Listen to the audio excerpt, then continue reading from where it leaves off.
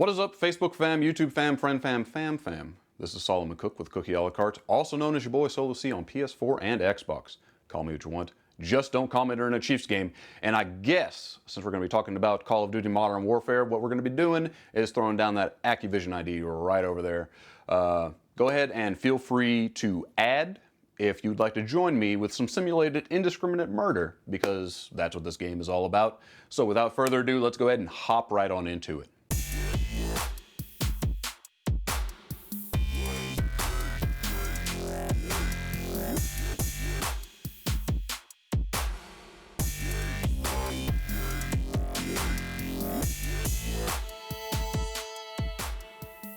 So the franchise itself, Call of Duty, it was released originally in 2003 on October 29th.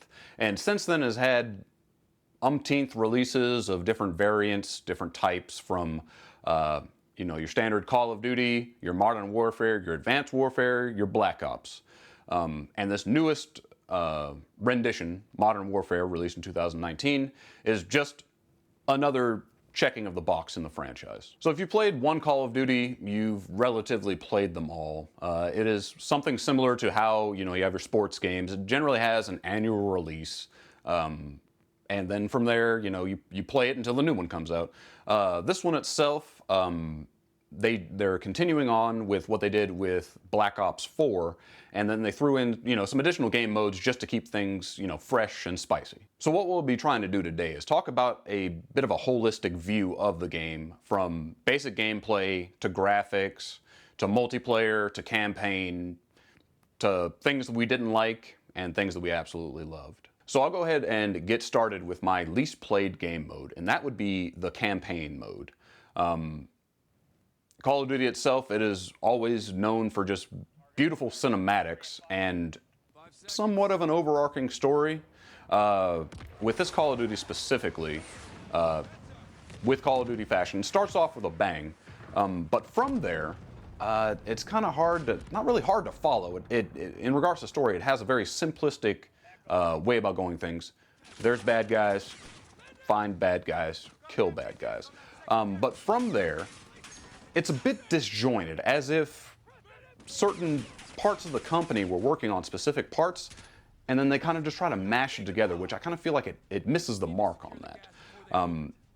You start off playing as one faction, then from there you go to another faction in a different part of the world, and then for me, it becomes very difficult to kind of get immersed in the gameplay from a perspective of just caring about what's going on. And I feel like that's something that they could have done definitely better, but going forward from that, their general cinematics they have, their motion capture, sound effects, score, all that other good stuff, they did that very well.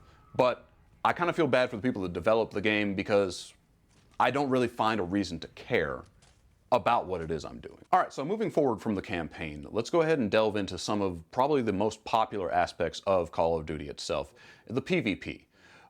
They have standard multiplayer that has a plethora of different game modes, from your standard deathmatch to your free-for-all to your domination to capture the flag to whatever tickles your pickle, And then from there, they also have a new function called Ground War, which is kind of a combination of various maps in a bit of a deathmatch or domination way of looking at it. That mode is fun, but from there you kind of run into your same things that you would run into with your standard Call of Duty multiplayer. In regards to Call of Duty multiplayer, one of their greatest things they do is also one of the worst things they do.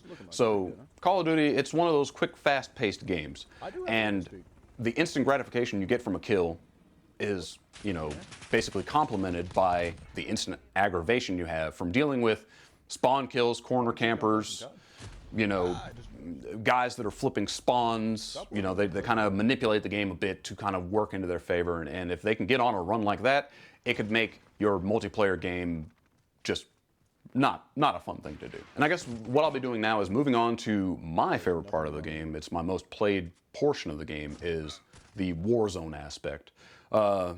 In this year's Call of Duty, and then additionally with Black Ops 4, they're keeping with the same trend of riding the wave of what's popular, and they're doing a bit of a battle royale way of looking at the game. So with that, it's probably my favorite game mode just because of the fact that it's completely dynamic. Every time you play the game, you're not going to be playing it exactly the same way, going in from a aspect of, how well do you cooperate and communicate with a team, what weapons can you get, what part of the map are you in, how's the circle going to close, and everything that comes in between. So what is the magic of Warzone? So again, it is riding the wave of what's popular with Battle Royale. And this is Call of Duty's newest foray in it. From there, you are either rolling by yourself, you and 2 other teammates, or you and 3 other teammates in solos, trios, and quads. And then from there, you're vying for basically an advantage of position in an ever-closing circle with randomly generated loot boxes, as well as carts in which you can purchase either self-revives, revive a dead teammate, or just other either defensive or offensive kill streaks. My personal opinion for the best part of this warfighting simulator, something that the most immersive and the most competitive, is probably Warzone. I like it for numerous reasons, but really, with it being Warzone, you're going to need basically everybody on your team working together in the same direction 150%. When you first load up Warzone, you're kind of thrown up into a bit of a loading screen where you're basically given random weapons. You can kind of try out different types and just kind of get some early kills. Not counted towards your KD, but you do have the ability to level up weapons while in this loading screen. So with a game that gives you random weapons anyway, the fact that they give you a chance to kind of sample what they're going to have in these boxes is pretty good. And then the fact that it actually levels up things is even better, because I don't always play with a sniper, but I've been able to level up a sniper rifle with just the loading screen as well as just playing in Warzone. After the loading screen, you're going to be then thrown into an aircraft where you and your teammates are basically going to have to make that decision of where it is you're going to try to start off in that specific map. There's various different ways to think about it. You can be the type of team that runs smack dab center. You can be the kind that plays the edge of the first circle, or you can be the type that kind of gets off on the outskirts trying to gather up some arms and then kind of strategically move your way in as the game progresses. Within Warzone, it's basically Call of Duty on steroids. It's almost something of a Battlefield feel to it. Not quite there though, but it's pretty close. I myself, I prefer Battlefield to Call of Duty, but the Warzone is something that kind of makes me feel at home in regards to just doing my standard warfighting simulator. Whenever you hop in, you are going to need everybody absolutely on the same page. So communications is almost an absolute must. Of course, you have your pro players that they're listening, but they don't speak, and if you've got a guy that doesn't have a mic, he could be a scrub or he could be an absolute beast. Only time tells with that. One of the things that I have noted as being just basically setting up for a good overall game is having people of different play styles and being, somewhat, I don't want to say experts, but better than your standard other teammate. So, you've got your driver, you've got your navigator, you've got your field general, you've got your spotter, you've got your sniper, you've got your long-range person, you've got your mid-range person, and you've got your close quarters building clearer. Having at least one of those types kind of mixed in, depending on how you want to do your gameplay, definitely makes the game a lot easier to play when you kind of have a holistic way of going about playing the game. Whenever I say it's important to have your driver, that's exactly what I mean. So with this map opening up and having vehicles, whether it be helicopters, some type of dune buggy thing, or a quad, having somebody that is good with driving is definitely a plus, because if you have somebody that cannot drive, you will probably be murdered. I would say that the most important member of this game mode is probably your field general. And what I would do is I would advise having at least 2 of those per team you're playing on, because if one of them dies, what are you going to do? Whenever I say field general, what is it that I mean by that? That's going to be the person that's, whether by designation before the match begins or through ad hoc calling the shots as the game goes on. That's basically what they're going to be doing. They're going to say, all right, we're going to land here, we're going to loot quick, or we're going to take our time, then we're going to hop in this vehicle, drive up this side of the map, and they're going to be the ones that kind of decide, are you going to play the shallow side of the circle or the deep side of the circle. Additionally, what they're going to be doing is kind of just calling the shots. Hey, should we fall back? Hey, should we advance? Hey, who needs plates? You know, just the kind of person that just keeps the overall team together and going in the right direction.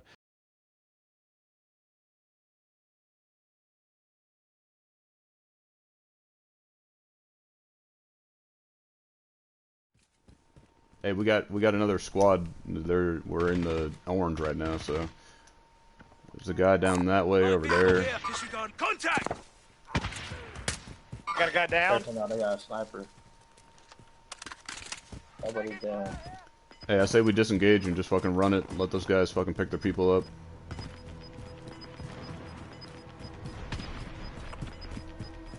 Gas is inbound. Okay. Say maybe even shooting up for up there might be. Oh fuck! I see him. He's up on top of that hill right there. Enemies in the area. I got Drop down. No worries, I got you. Got you. Downed him. Down. Shit! Somebody just rezzed. Oh, I'm knocked. I don't know from where. God damn. Downed him. Looks like he downed that guy. I come down, come down. I've got you.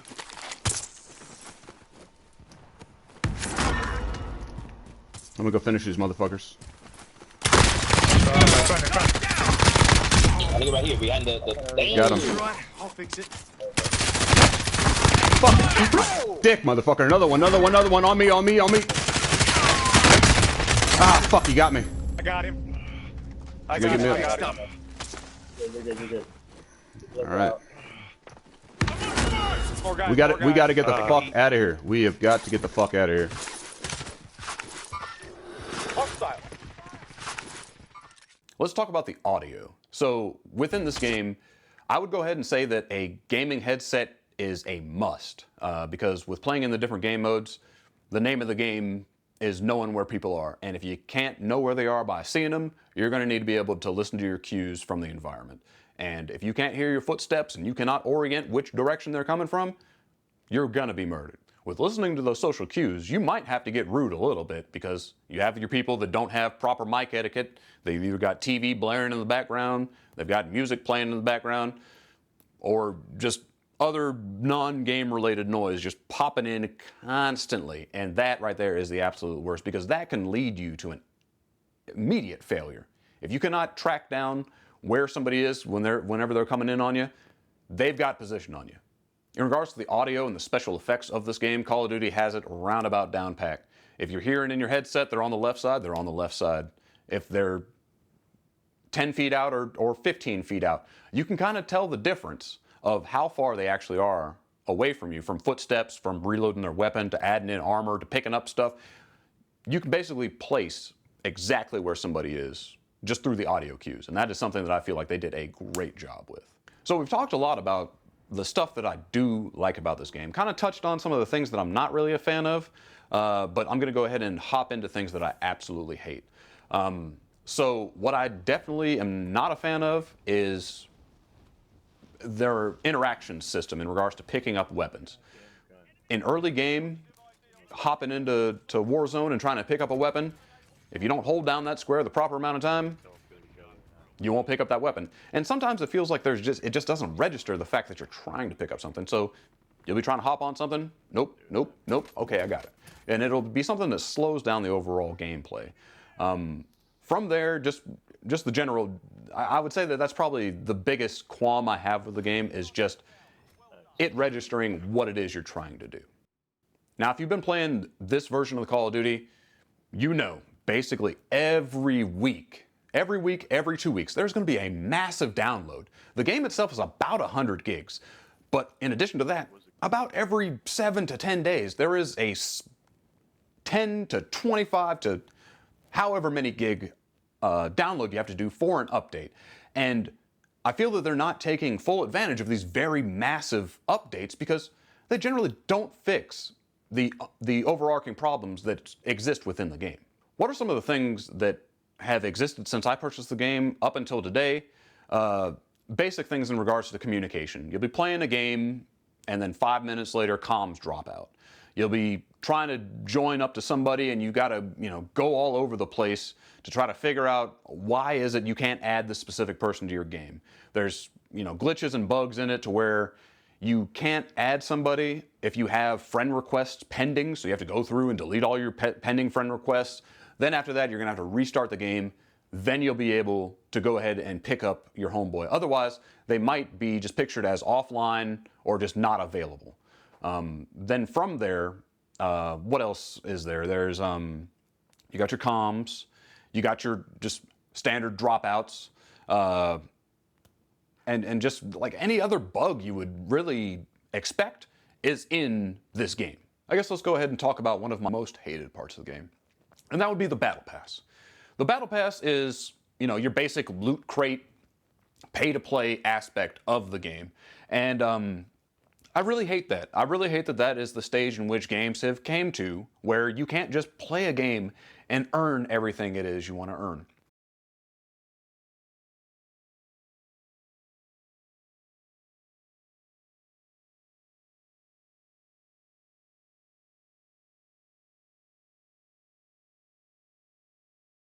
So I guess I'll go ahead and start talking about one of my most hated things in this game.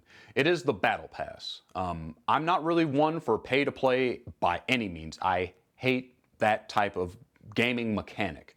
Now, if it were to be a bit more organic to where you can kind of like earn things as time goes on, but that's not even the way it goes.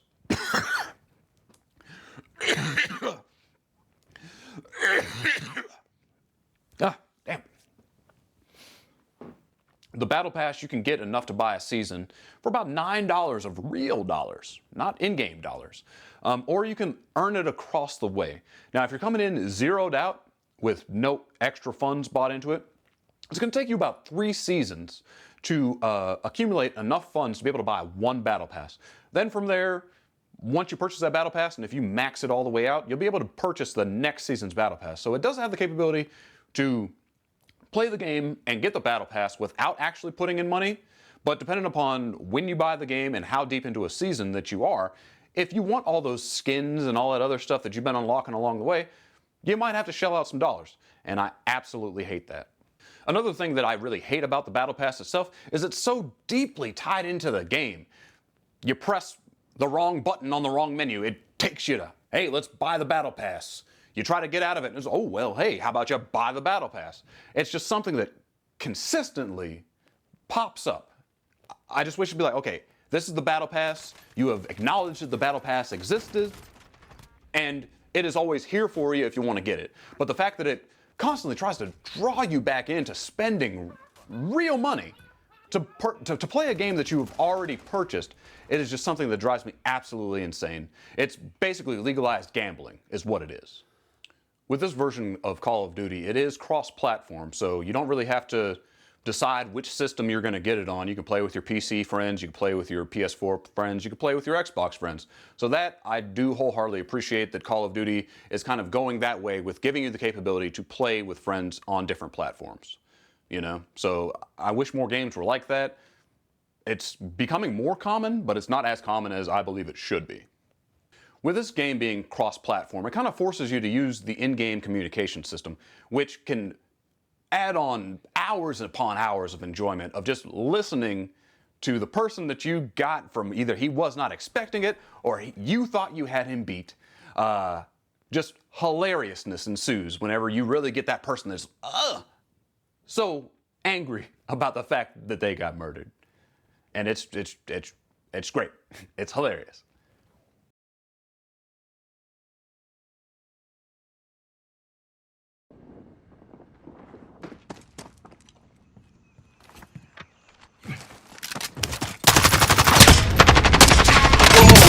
I'm taking fire!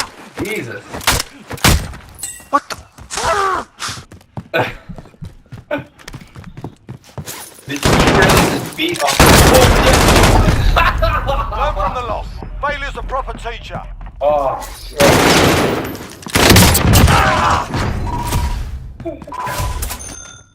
Meanwhile, I did 3 damage.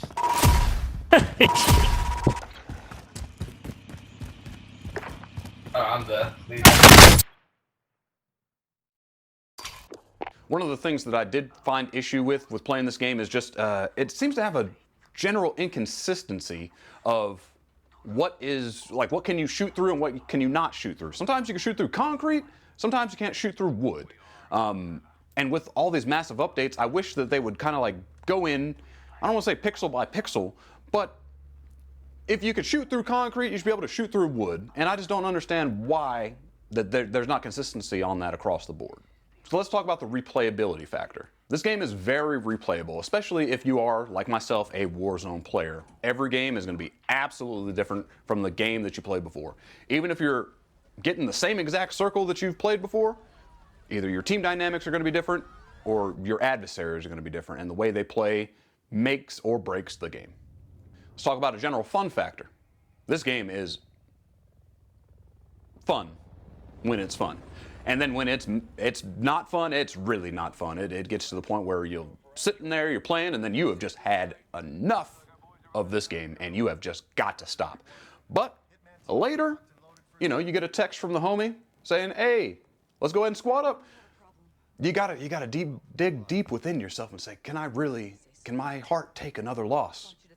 Or does my heart want another win?